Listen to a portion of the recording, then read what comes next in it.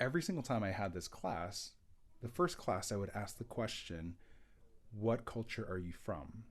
And I would have people go home, the students go home and think about it. And then the next class, we would all discuss it and talk about what culture or what is your cultural identity. And I guarantee you, every single time, there would be at least a handful of people, all of whom were white or white identified, that would As say, I long don't as have a we culture. And say so we're on the right side of it, we don't want to go deeper into the conversation, right? As long as I express that I like Black Lives Matter, or if I say end systemic racism, that's my way of resisting going deeper into this. And then That's I that's also kind of where run I'm. a nonprofit organization called Listen for a Change, which centers around uplifting voices and stories of people that we don't often hear from in society as a means of finding common ground, as a means of um, connecting with folks that Um, we may never hear from, personal stories. Academia, definitely. As somebody who went through a lot of like schooling dehumanizes a lot of people, and that I Yeah. don't think gets enough attention. I mean, that's such a loaded word. And I will precede all of this by saying that I spent a lot of time, too much time, not too much, but a lot of time studying this stuff. I mean, it's like And I wouldn't normally up front lead into a conversation about identity. Like I feel like that's like kind of like in a conversation with somebody, I would often a lot usually would find common grounds, and then like that bleeds into these things about goes from identity. there. It's a bit of a I loaded think word to where me there too. is overlap is the anti communism, the resentment that they were forced out of a country that they loved and would have chosen to stay in. Should I like exit and then come into frame? No, I already. Oh, hey, how's it going? That was good. See? I already started recording. Oh, hey, Chuck. It's been a while. Yeah. Oh, What's well, up? this is part of our intro. About right. I How's it like a lot going? of times I'll take something from the beginning and put it to the end, but we've just gotten through the awkward moment that we needed to have before to get ourselves into the comfort People zone. also don't know that we were talking for like literally 10 minutes before this, so the awkward moment And has been out of the way. also, whatever I said in those 10 minutes was like the most profound thing that you heard, right? We already Yeah. had our conversation for all I'm concerned. I don't even know why I'm here. This is getting more improvisational than my conversations of this nature has been. So Well, that's there's fun. also, am I allowed to show that I have a beer in my hand? Yeah. Okay. I don't know. Are you showing this to your students? Like, This is my private YouTube channel, or my personal YouTube channel. I guess that's different from a private YouTube channel, by the I way. that's true. This is it's for the public.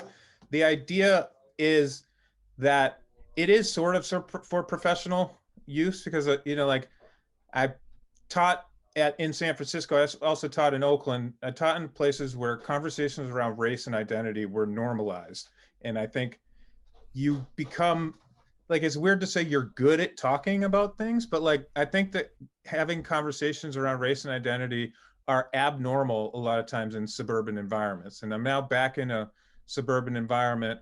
And so not only do I think this is kind of fun, like this is like a little bit of a mini cat reunion type project. Yeah.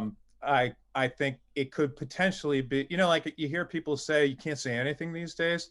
And sometimes I want to be like, well, look, I say Eddie, I say a lot of stuff. And so that's kind of what the idea is.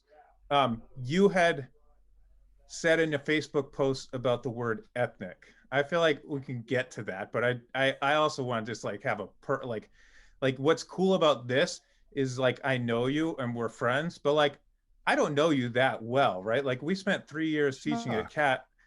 that's offensive to me. I feel like I really gave all of my friendship to you over the course of our 3 years overlapping.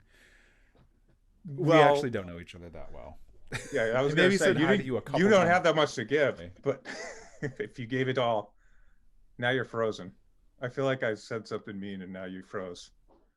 Um, yeah, well, we had our most meaningful conversation. I feel like on my last day, like on the last day of my third year at Cat, and we, like I know you, we're Facebook friends, but this is a bit about like talking about identity and like we can kind of come off in a natural way because I don't know. I know you're from San Francisco. Um, you seem Asian to me. That's about like that's about as much as I know. Like what can you tell me about your identity? Um Yeah.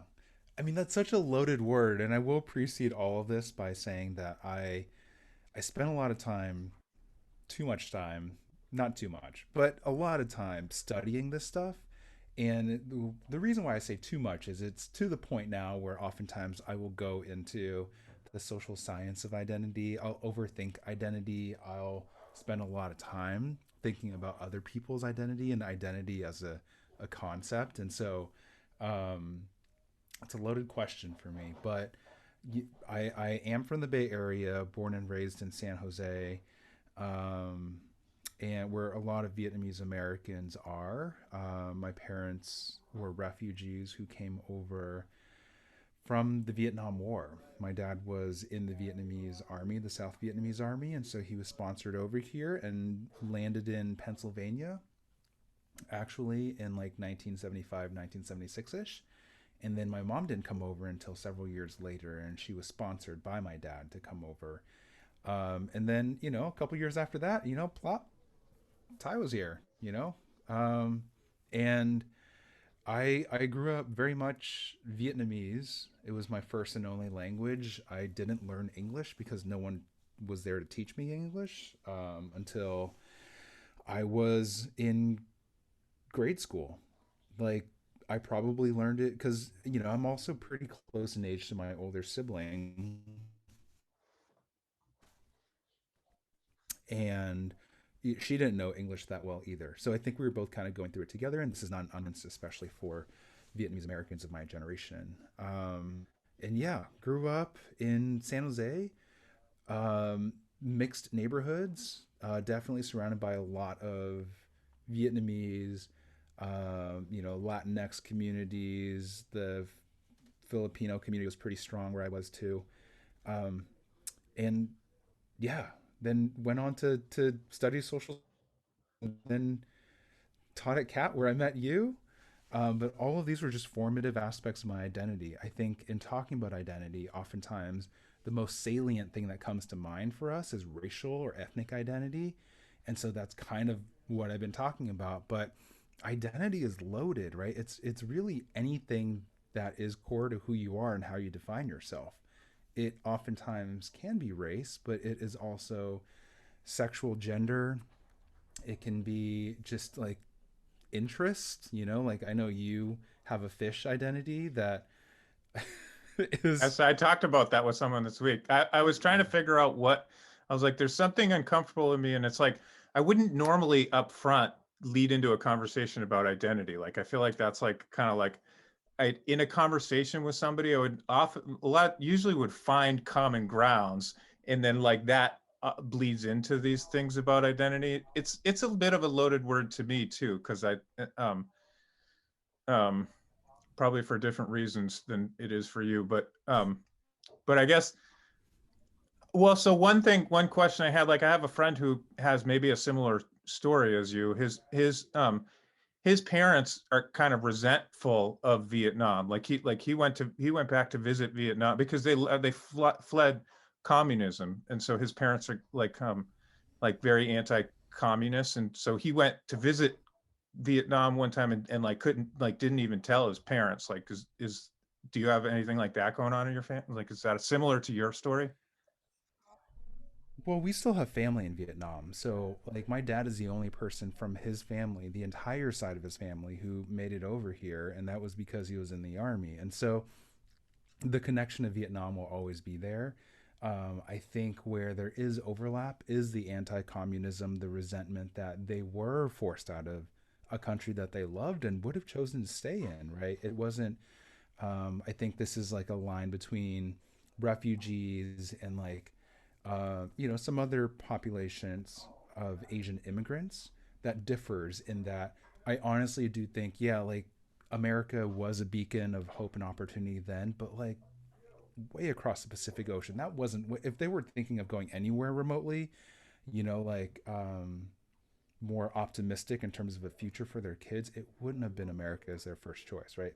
That's almost impossible for a Vietnamese person without the war to make it over at that point. And so they they did lose their country. Um, I don't think that they are over that, and that there's a very strong sense of clinging on to the country that they knew, and the identity, speaking of identity, that they developed, that national identity of the country that no longer is. And so I wouldn't use the word resentment per se with my parents, but I do think that there's a mistrust. There is a it's just a different it's a different country, it's a different animal, it's a different beast, than what they knew. So it is just a separate entity than what they identify with. Okay. Well, cool. All right. I wanted to correct something I said before. When I said I didn't know you, it's not like we didn't know each other. Like I knew you were like a funny person, and I kind I of knew who you were in PD and everything. And you're a photographer. And like kind of I knew about you, but we just never had that many one-on-one conversations. I feel like until I was leaving Cat. Um, And then so I want to trivia. hear until trivia, yeah. And I feel Yeah. like I don't. It's weird that like you're funny, I'm funny, and we worked together and didn't get to know each other. But I want to hear about like you're kind of a photographer. I think you have other things that you're Yeah. good at. Like, aren't you kind of a Renaissance guy type person? Well, I I wouldn't say that also want to. I wouldn't go on the record as saying I'm good at them, but I am passionate about them. And so that is undeniable. That I can defend. But I am a photographer by trade. I have been doing it professionally for the better part of a couple decades. And it has always kind of been a side gig for me. But the past few years, it then became my predominant gig. And then now I actually teach photography, in addition to continuing to do photography as well.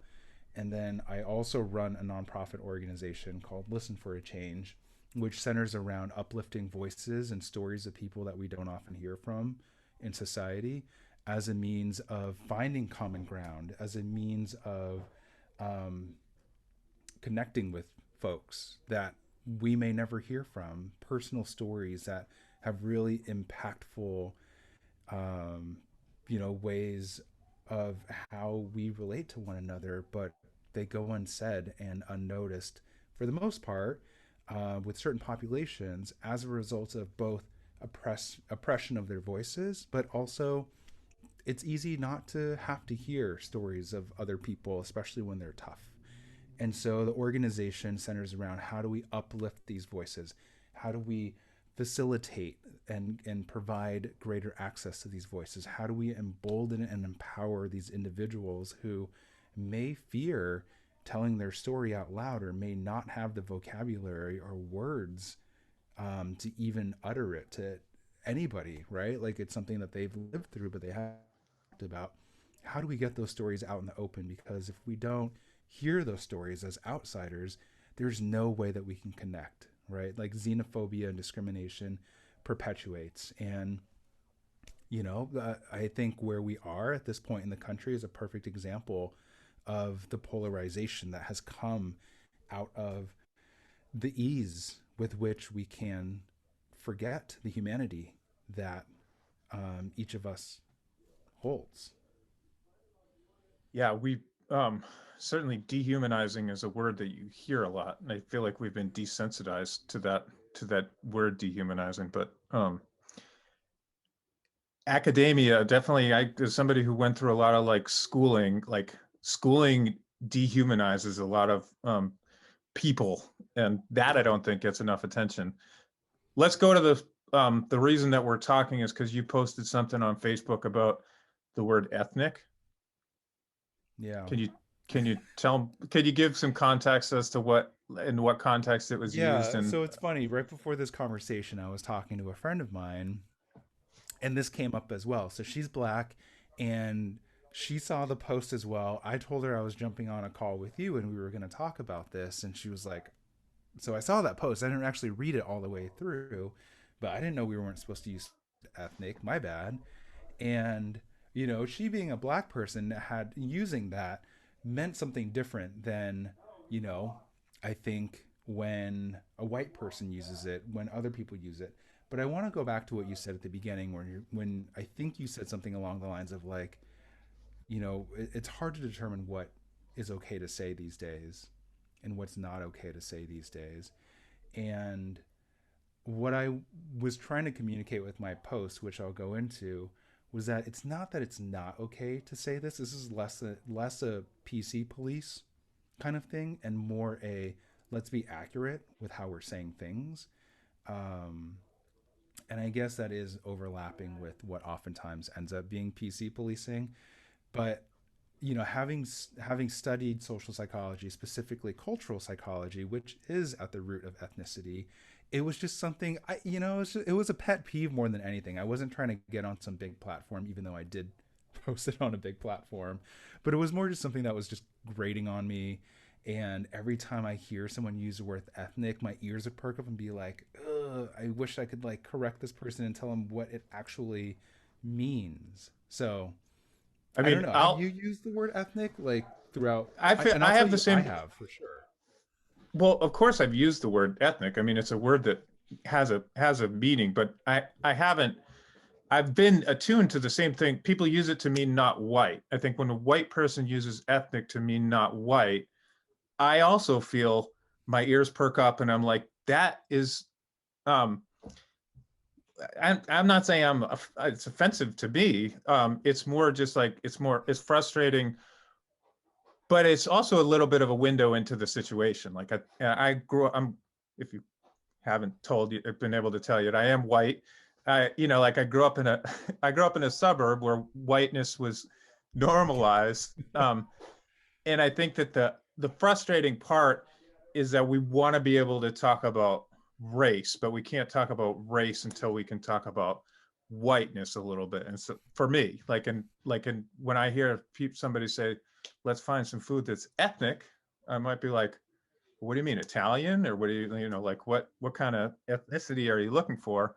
But um, I think it also serves as a window into why there is the PC police. And I like what you said. Like, I think when I hear people say, you can't say anything these days, what they're actually saying is, and they're saying people are too sensitive. But what they're really saying is, I'm too sensitive because now if I say something wrong, people tells me how it feels to like whatever I said. And that's where I'm thinking, like, I do think we need to call in instead of call out. Like I think a recorded Zoom is a much better thing for this than a Facebook. Like we have to pay attention to how text is a little bit dehumanizing sometimes. But Oh, for um sure. but but yeah, so I can also relate to the thing where I've been like, this is part of I think a woke white person thinks that whiteness is something that affects every other white person but themselves. Like, and so I'll be angry at something, and then I'll like somebody who's black will be like, what are you angry about?" And then they'll be like, "Oh, like I guess I, like sometimes I have the habit of thinking I'm like the center of all these decisions too." Yeah, I feel like I so I've used the word ethnic in the past and I've used it to mean non-white. And so, for to loop people in who don't know about my post, which is not like a post that went viral or anything like that, but it's one that Chuck happened to read. But what I Yeah. was communicating in the post was that oftentimes we use the word ethnic in relation to food, in relation to as just an adjective to describe clothes, to describe language, and it's harmless as most things are when they're a part of common vernacular, but it is inaccurate. The word ethnic is an adjective to describe something of ethnicity, right? And ethnicity is any ethnicity. And so it reminded me, and one of the reasons why I think it annoys me each time is I remember when I was teaching cultural psychology at UC Santa Barbara one summer, and the, every single time I had this class, the first class I would ask the question, "What culture are you from?" And I would have people go home, the students go home and think about it. And then the next class, we would all discuss it and talk about what culture or what is your cultural identity? And I guarantee you, every single time, there would be at least a handful of people, all of whom were white or white identified, that would say, I don't have a culture. And so this is what it related to me, is that the fact that, white is the majority, right? And white culture, white American, Western, whatever you want. Western is another problematic word, but like, um, the fact that it's seen as invisible, as just the standard, seems harmless, right? Because we all live in that ocean. And it is the world that we live and breathe. It is the language that we speak. It's the reason why I'm wearing a collared dress shirt right now, right? Rather than whatever my ancestors wore. Um, but it goes to perpetuate that idea that white is the standard and everything else is different. And so I know that the way that most people use it isn't meant to imply any sort of offensiveness, right? They're not saying it's lesser, but it is just inaccurate to say that it is different, that ethnic is meant to represent difference, and that white isn't an ethnicity. And I I don't know. Does think that make sense? totally, and it's very well said. I couldn't have said it that well myself, but it is what I think what's aggravating about it, not the ethnic or anything, but just the whole state of affairs, is that you have to recognize there's a culture of power, a culture of privilege, a dominant culture, to understand what is going on in our country, like the events over the last, like, not just 4 years. I don't like when people make it seem like it's just the last 4 years, but like over the last 400 years. You have to understand the culture of dominance, the culture of power. And to use that word ethnic, to me, and it's very normal to do, and like in the suburb that I teach in, um, and if you check it, people like could be like, what are you talking about? It's really hard to interrupt this, like, no, but what I'm trying to say is that you've normalized your what this culture of power, culture of privilege, um, is dominant over every other culture, yet we can't recognize that it exists. And that's, I think, where a lot of these, like, this is why we have a term people of color, I think, is because Mm. one race has been um, superior legally throughout our nation's history. And I think that's why we start to see the word racism all over the place these days. And I think systemic racism we see all over the place. It's certainly changed a lot since the George Floyd execution, murder. And To me, what I fear is that we're trying to dismiss, as long as we say we're on the right side of it, we don't want to go deeper into the conversation, right? As long as I express that I like Black Lives Matter, or if I say end systemic racism, that's my way of resisting going deeper into this. That's Yeah. that's kind of where I'm coming, or what I see. Well, the truth is, like, and I also have axes of my personality, not my personality, of my identity, that are privileged, of course, right? We all do. And it is a scale, it is an intersection. But I think the truth is that when we are in positions of power and privilege, it's invisible just by nature of it being the majority, right? If it happens to be the majority, right? We it is just what surrounds us. It is the world that we live in, and so we operate under the assumption that it is the norm because it is how the world turns. Um, but the truth is that we do enjoy it too.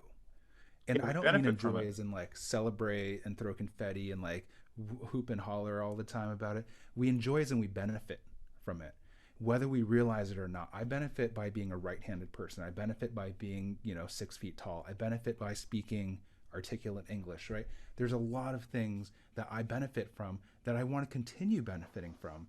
And I don't want that to be taken away from me or to think that it might be threatened because there are people who don't benefit from it who deserve equal rights to it, right? Or equal access.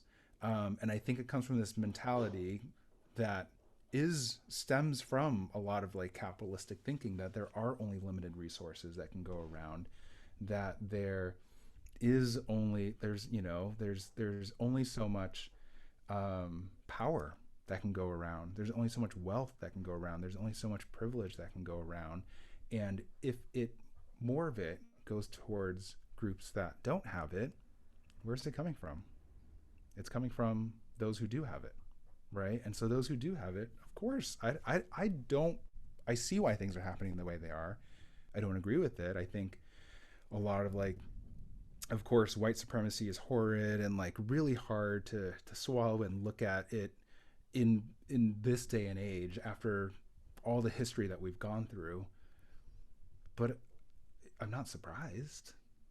Yeah, I'm I'm not surprised either, and I do think that there's a little bit my worldview or political views. Um, I think white supremacy is being associated with a political party too much. To me, I think it's like both parties that have benefited from the white supremacy equally, and I oh think 100%. Yeah. and so like and I think it's too easy to think of, especially now that Trump is no longer in office. I think this needs to be corrected. Like, it's too easy to think of the people in their tiki tortures in Charlottesville when you think of white supremacy. Like, we need to think of the way our culture dominates everything, like the way our whole capitalism system, and for me in schools, it's the way the whole grading structure Mm-hmm. works, and at college admissions, all this kind of stuff. To me, it's like you said, Western values. Like, to me, I think if you get very far into this and you need to identify two things, you could say the individual versus collective, Mm. or communal. I Yeah. think the Zaretta Hammond's culturally responsive teaching breaks it Yeah. down It's a that way. big dichotomy in cultural psychology. It's at the core of a lot of what we study and the research that we do is individualism versus collectivism. But yeah, no, I think you're right that it is scary that, and this is something I think I and many of people I know who consider themselves liberal, progressive, Democrat, whatever, need to check ourselves on and really examine in the way that we think about white supremacy. That it is often tied to the stereotypical hick, tiki torch, um, like the people that we saw that were breaching the Capitol, right? Like that kind of image. And while that is true and that is one expression and a very extreme, I guess, expression, a very like uh, sexy, for lack of a better word, right? It's a very eye catching expression of white supremacy. It fulfills all of our stereotypes and our beliefs. White supremacy is just anytime a white person, and I would even extend beyond white supremacy. I think it's like it goes to that whole conversation we were talking about privilege and any access to privilege that you have, right? Anytime you have any sort of privilege that you are not recognizing, that you are not um, working to undo, and providing equitable access to and changing systems towards that, it falls under the same category. And I think we got to erase the fact that white supremacy is not just hick, redneck, whatever you want to call it. It's in Berkeley, it's in Oakland, it's in San Francisco, it's very much in San Francisco, right? Like it is a lot of systems that we perpetuate. And you also don't need, I would argue that you don't need to be white But to yeah, for sure. fall I under and benefit from white supremacy. I think a lot of, I'm not going to speak for myself or any specific Asian American community, but like there are Asian Americans who have aligned themselves as a model minority, aligned themselves with white culture, white, white things, white, white economics, like all that, white education, and they benefit. We benefit. I've benefited from it as well. So I continue in many ways to perpetuate that as well. I think it's not just a dichotomy. It's not like a pointing a finger at someone who's missing a tooth and holding a Trump flag. Yeah, that's what that um yeah, I like how you said that. Like, I sort of think sometimes we do the same thing to poor Republicans is what we define as racism. Oh, We 100%. they're a culture we don't know, where we assign inferior qualities to them. We describe them with monolithic properties, but because they're Republicans, like that's kind of been normalized into liberal culture a little bit, and that's where like when I challenge white supremacy, I challenge, like you said, Western values is problematic. I'm sure that is, but like I sort of think if like, it's the whole Eurocentric worldview, Right. which you don't have to be white. You just had to go to school in America really to have a Eurocentric view, I think. Oh yeah. And it's inevitable, I think, to succeed in like the global capitalistic, largely capitalistic market. You kind of have to play by these rules, and you have to I'm not saying that you have to, like there's no way to fight it, but like, the American dream is very much a white dream. For sure. I don't know if I don't, I mean, for me it's not about fighting it. It's that I like having these conversations. Like I like if you can accept, I think we fall into the trap of analyzing everything as good and bad. Mm. And you can't go very deep into conversations when everything's good and bad. And I think power and control is a much better lens to analyze it on. Well, and Um, I think that specifying something as good and bad implies that there's something that's right and wrong. And there isn't always a right and wrong. And also, when there is the assumption that there is a right and wrong, it automatically victimizes one group and demonizes another. And no group wants to be demonized, A, like power or no power, and B, groups that are demonized or feel on the defensive are much less likely to listen, right? We have research that shows they're much less likely to act upon any real change. They're much less likely to be sympathetic or take the perspective of other groups. And so, this goes back to the reason why I started this nonprofit, Listen for a Change. It is to humanize stories, to not talk about facts and not talk about statistics and not lecture and be pedantic about what's PC, what's not, you're right, you're wrong, anything like that. It At the end of the day, all people have stories that are worth listening to. Some people we don't hear from more than others, and so we as a nonprofit elevate the voices of the people that we don't often hear.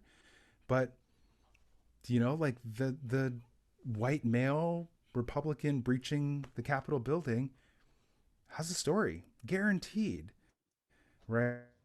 And like has a story that I can probably relate to, and has a story that I should probably care about as a human being. Um, and so it there isn't a clean right wrong. You're right. This is good. This is bad. It's tough. I think at the end of the day, what it comes down to is having to hear each other out from one human to another and trying to connect and find the universalities, the universal emotions that connect us all. I can feel for you even if I politically disagree with you. Have you seen yeah. this movie Nomadland? Um, No, I was it's thinking that sorry. just about how Go you, ahead. uh, for me, in order to learn to listen to the people you're talking about, I had to learn all the ways that I had to unlearn all the ways I had to dismiss them. That was like, after having grown up in a white community, gone to grad school, studied economics, like there's a lot of ways that you learn to dismiss people that you're not aware of. Go ahead with Nomad. Yeah, I mean, we're taught that it's advantageous to dismiss people in many contexts as well, right? And we're taught to, I don't know, it's tough. But what I was saying about Nomad Land is, um, the movie focuses on a community of nomads here in the U.S. that travel from place to place, either living out of a van or like a small close knit community that um, aren't in like traditional houses. And it's really interesting because a lot of the people that are featured on there, and it kind of blurs this line between documentary and fictional filmmaking, but a lot of the people on there are people that, if we didn't know their stories, if they weren't painted in a sympathetic light, would fall under this trope of um, hick, right? Or like white trash or whatever you want to label it, right? But the story, the movie, and it's funny because the movie is directed by an Asian woman, and I recommend watching it. But it just goes beyond that. It shows the humanity behind people. It doesn't even go near politics, overtly at least. And I think that that's smart because that's what we can connect to. I think when we start pointing fingers, when we start labeling each other, there is a there is utility in that, in certain circles, but that's when we start turning off to what we really should be tuning into. Yeah, I hear that. Do you have any final words? I know that just you have a hard stop in 30 seconds. Um, just that we should talk more, and this shouldn't be just a recorded conversation. I really enjoy this, and you'd probably get a lot more beer drinking and curse words if it wasn't a recorded conversation. But I do appreciate this, and I actually really like the lens through which you're approaching this. Um, and it's inspiring, in its own right, in the sense of I think we all need to be having these kind of micro conversations. They don't need to be super loaded. They can go where they go. Some might be more academic. Some might be more just like, personal. Um, but I think having these conversations is the first step, and not being afraid to, and not demonizing other people for their beliefs. And I think it's hard. It's hard to It's a do lot those of things. work. We're very far from it, but what I would like to see is two people that see this have their own conversation and record it, and then There I'll are watch that. nonprofits out there that do this very thing. The fact Really? that we don't know about them means that they we need to support them better. Okay. Um, but yeah, I agree. I think they're fascinating. So thank you for inviting me, and Cool. let's talk more. Thanks for coming. All right.